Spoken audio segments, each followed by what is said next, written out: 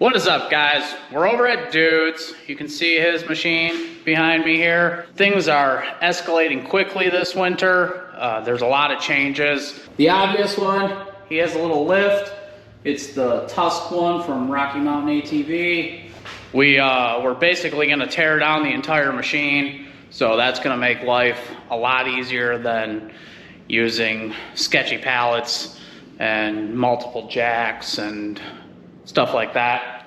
We're gonna start with the springs because he has them. There's a lot of parts that have been ordered but are not here yet. But I can show you, he got some new rims. They're Sedona Sanos or Sanos, don't really know how to say it.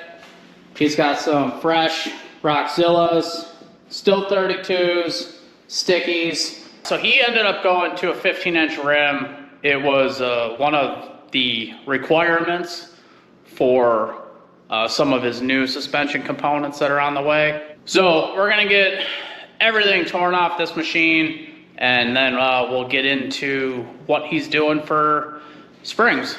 I ain't gonna give up, got too little time, I'ma live up. Head down, push forward through the tough times, 'cause anything worth doing is a tough 'cause I'ma live life for the fight, yeah, I'm here to get it. I got drive, got sight, always have a vision. I don't lie at night, I be in my feelings. I'ma be fine, need time, and I'll soon be winning. I live life for the fight, yeah, I'm here to get it. I got drive, got sight, always have a vision. So if you guys have taken the front shocks out of the Pro XP, you probably know that the top ones are a royal pain in the ass. So last year I bought this tool here. It's a Cobalt. They call it a right angle impact. And this is the first time we got to test it, and it worked. We ran out of room, so we were able to break it loose, which made it easier. We're open on the passenger side, there's a little more room. Unlike the other like battery powered ratchets, this thing has like 180 foot-pounds of torque, so it can break the suspension bolts loose.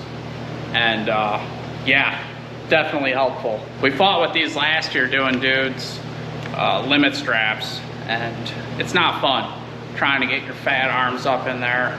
And if you don't know what I'm talking about, there's this bolt here, and then the nuts on the other side, and that's the side we were using that little impact on. Hold on. Come on, dude.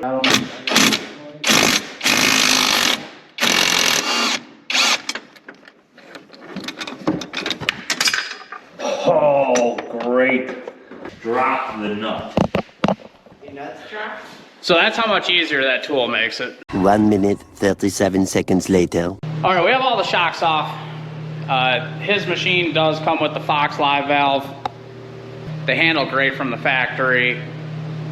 His machine, the 21 Pro XP here, we did do a Band-Aid fix because all these machines basically get sold to you with collapsed tender springs.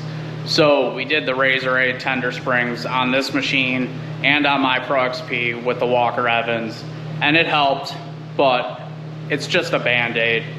So he's doing a bunch of big things to the machine, so he went bigger with springs. One, it's gonna improve the ride a lot. At least that's what we're hoping and assuming. That's why people do them. And two is the shock body wear. His, are not to the point where he needs to worry, but he doesn't want it to get to that point. So he's doing the full dual rate spring kit. A lot of stuff that we've read online lately is a lot of people continue to have that problem, or it gets worse with the shock therapy setup.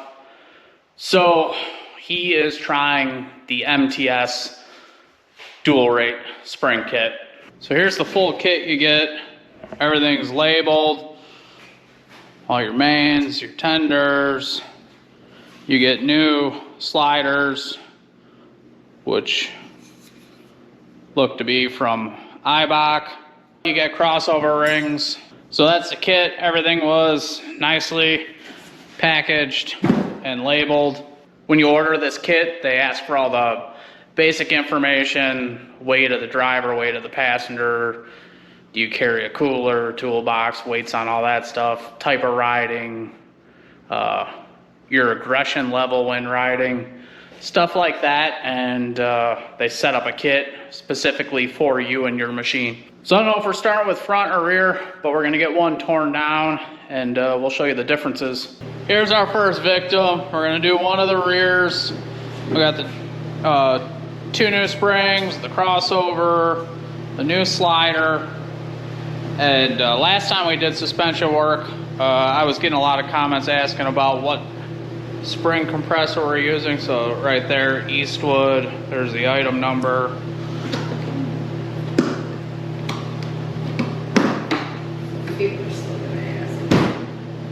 And it's one of these type of jobs. It works pretty good. Ooh, yeah. I'm gonna have to go ahead and sort of disagree with you there.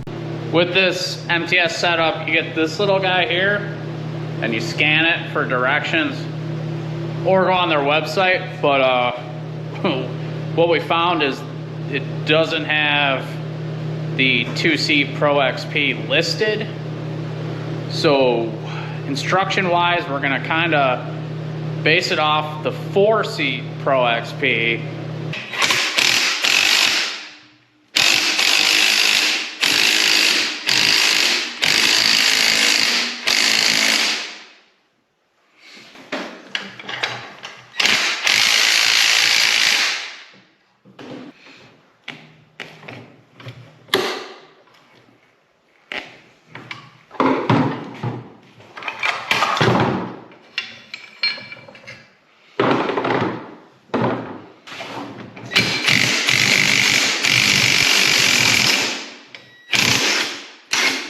And now we can remove the springs. We got our little divider and the tender spring. There's the wear. I don't know, how many miles you got on this? A little over 1,500. So here's the side-by-side comparison. Factory, MTS. The MTS one is shorter. The OD is smaller, but the coil is a little bigger and they're closer together. So I don't know what that means for rate. I'm not an expert. We're just swapping out parts here, but that's what we can visually see.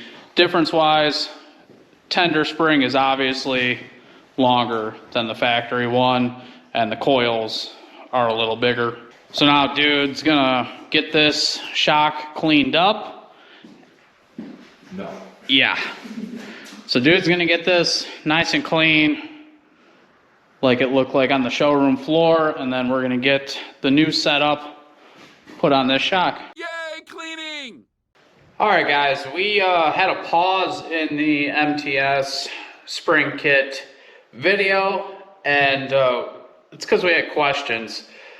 The crossover rings, we were starting with the rear. We went to set them, and we noticed it's super tight, and you got to really spread them out, and it just didn't seem right, so we stopped, and dude talked to MTS to make sure we have the right stuff, and we do. So it does work, but you really have to spread these apart to get them on. So that's where we're at. The rears get the 2 grooves, and the fronts have a single groove. Spread it out quite a bit.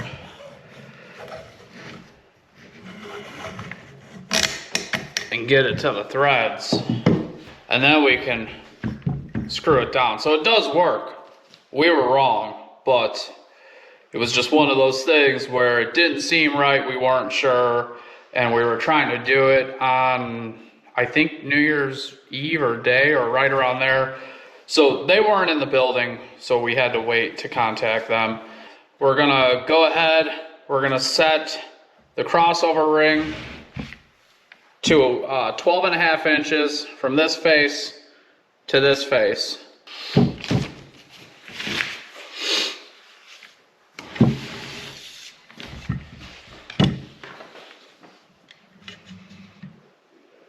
Dude, come on. No way. Okay, so 12,501. That's luck right there. It's right where it needs to be. So they provide you with little screws, so we can put that in, tighten that down. Next, preload nut. We're gonna go from this face to this face, and we want it to be 8 inches. Got a ways to go.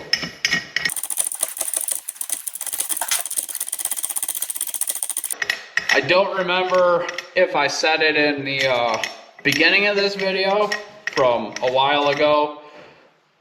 There's no instructions listed on their website for a 2-seater Dynamics. So we're going off of the 4-seater. When dude called them about the crossover, he asked about that too. They said 4-seater will be close enough. So that's what we're doing. This is the 4-seater measurements. But of course, once the machine's back on the ground, we have to set the ride height. And with this kit, it's actually not off of a measurement of inches, like from the ground to the tow hook. It is based off of the angle of your axles. A little more. That's it. So we can throw the tender spring on.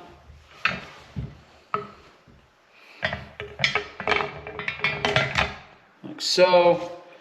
The new divider that's provided. The short side up.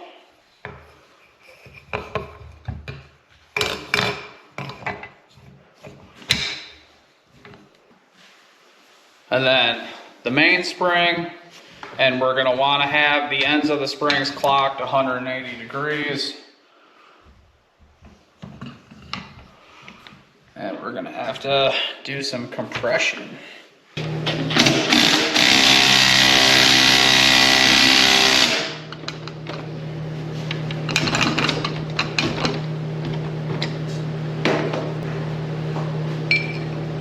How's he doing?